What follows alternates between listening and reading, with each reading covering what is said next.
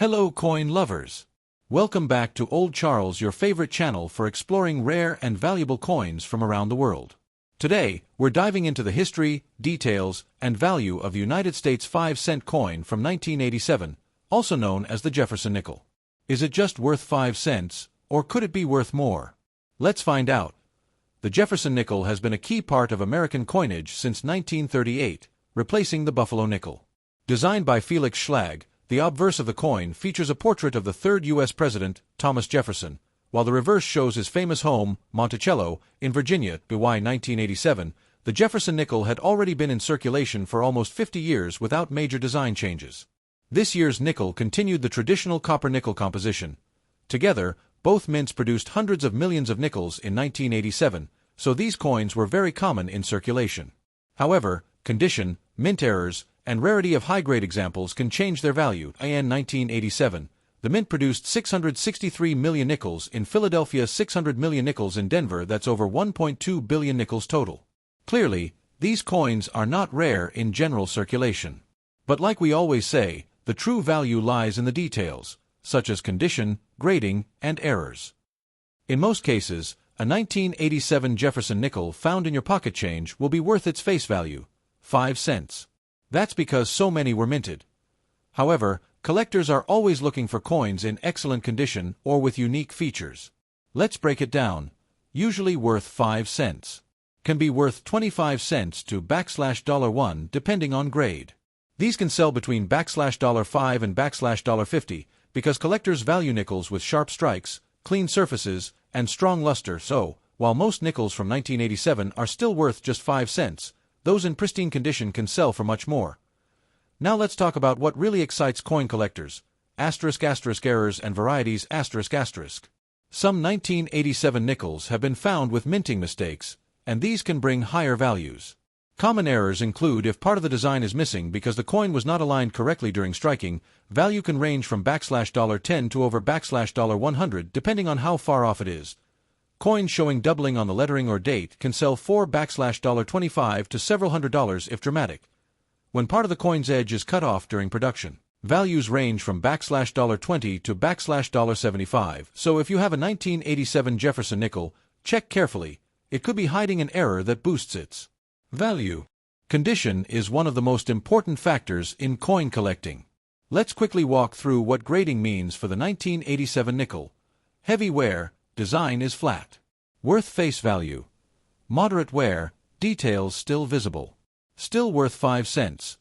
Light wear on high points, Monticello details sharp. Worth maybe 10 to 20 cents. No wear, full original luster. Value jumps to 25 cents, $5. Rare in nickels, because they circulated widely. These can fetch $20, $50, or more at auctions. For most collectors, the 1987 nickel is a common coin that helps complete a Jefferson nickel date set. It may not be a key rarity, but high-grade examples, error coins, and uncirculated rolls from the mint are all worth saving. If you have a 1987 nickel in pocket change, don't throw it aside. Look at its mint mark, strike quality, and condition. You may just have a hidden treasure. So to wrap up, the 1987 Jefferson nickel is mostly a common coin, usually worth just 5 cents, but in high-grade condition or with mint errors, it can bring collectors' attention and sell for much more. Always check your change, because you never know what you might find. To understand the 1987 Jefferson nickel, we need to look at the long and fascinating history of the nickel itself in the United States. The 5-cent coin has been part of American coinage since the mid-19th century. Originally, from 1866 to 1883, the U.S. Mint struck what was known as the shield nickel, made of copper and nickel. Later came the Liberty Head nickel, 1883 to 1913, also called the V nickel because of the Roman numeral on its reverse. After that came one of the most beloved designs in U.S. coinage, the Buffalo nickel, minted from 1913 to 1938. By the late 1930s, the Buffalo nickel design was aging, and the mint wanted to replace it with something more modern and symbolic of America's values. In 1938, a public design competition was held, and artist Felix Schlag won with his elegant portrait of Thomas Jefferson, the third U.S. President and principal author of the Declaration of Independence. His design became the Jefferson Nickel, first issued in 1938 and still in use today with some modifications. The obverse of the Jefferson Nickel features a left-facing portrait of Jefferson, while the reverse shows his Virginia home, Monticello, an iconic neoclassical building completed in 1809. Schlag's design symbolized leadership, architecture, and democracy, values strongly tied to Jefferson's legacy. During World War II, 1942 to 1945, the composition of the nickel temporarily changed to conserve nickel for the war effort. These wartime nickels were made from a silver alloy and are still collectible today.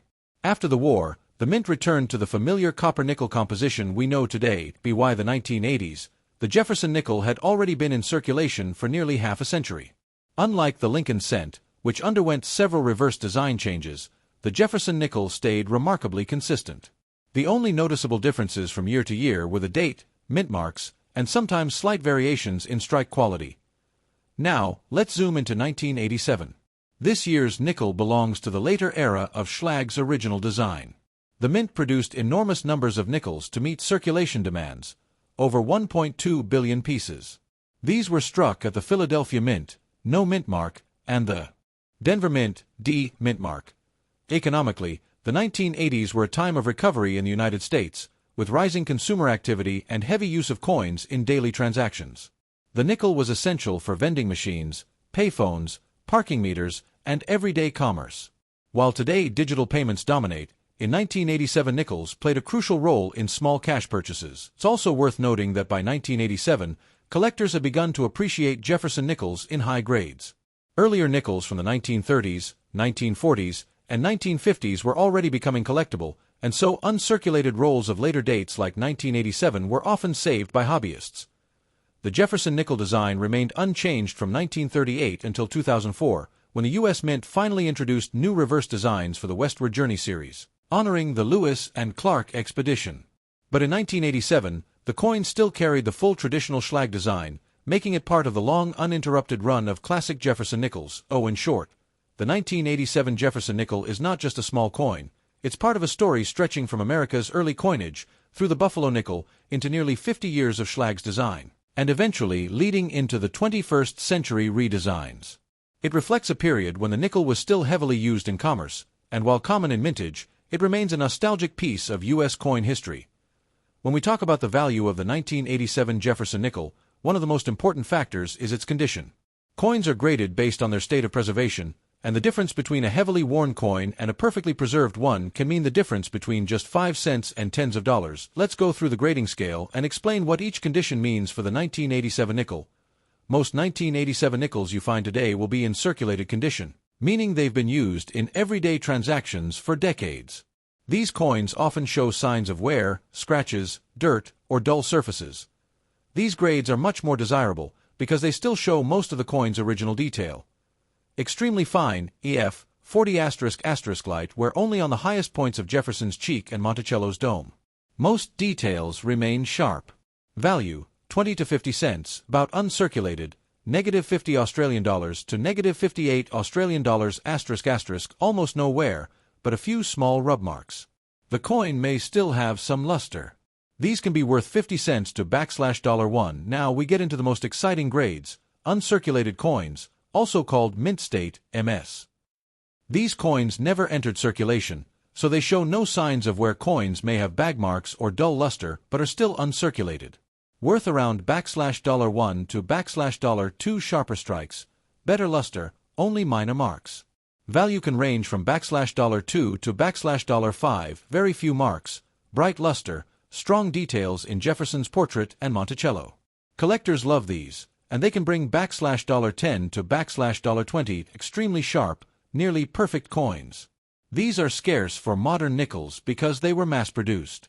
At this level, a 1987 nickel can sell for $25, $50, or even more depending on collector demand. In addition to regular nickels, the U.S. Mint also produced proof versions in 1987 for collectors.